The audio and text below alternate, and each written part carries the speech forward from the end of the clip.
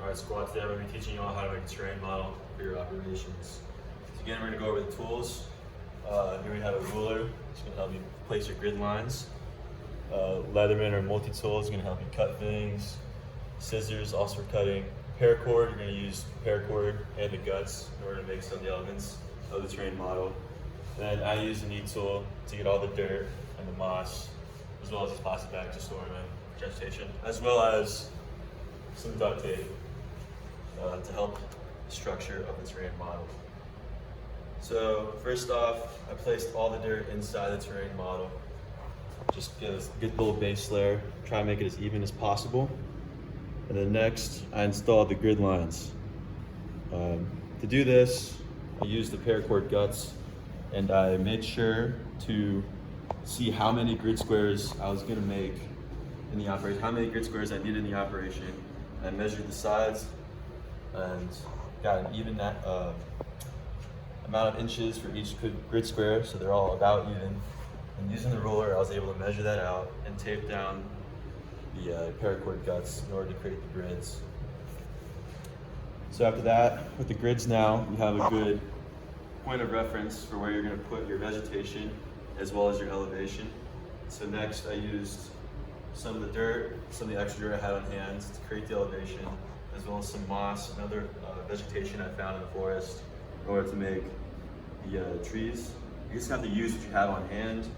So like some of these areas would have vegetation in them on the actual on an actual map, but I only put vegetation in the spots where I believed it was necessary and important to see that there's vegetation there, because you only have access to so many materials, especially on a quick time frame. You're not gonna have a lot of time to gather. So then after vegetation, we went on to the roads. So using the map and as well as these grid lines or reference points, I was able to create the roads using gutted paracord. And so I pushed it down into the dirt to make sure that it stayed in place. So I made sure like, oh, this intersection was in the center of this grid square. So I made sure they crossed there. Generally, I just tried to make sure it entered the grid square, like crossed the grid line, and it lived out the same place it did on the actual map. That helped me to kind of keep it in track, and I added the extra little bends and twists in the road as needed. Next, we did our symbols. So I already had my concept sketch and my axes on graphic, so I knew what symbols I needed, but we also needed to add the tick marks for the grid. So I added them along both sides of the model. Some of them fell off, as you can see. We'll fix those. As well as the north arrow to orient the troops to the map. So next, I placed with these printed. What I did is I just got a slideshow out and made them, printed them out, kind of adjusted the size a little bit to make sure they fit. And so I started first by placing the directions of attack and the ORP objective, assault positions, the SBF, which is missing. It's over here. Place that back. Right over here. So place those. That gives us kind of like the frame of our operation. Then using that, I was able to place the direction of attack using gutted paracord. So I did these two up in the north, this one in the center, this one down to the south, as well as our phase lines. So I had the shift, the lift, some extra phase lines I added.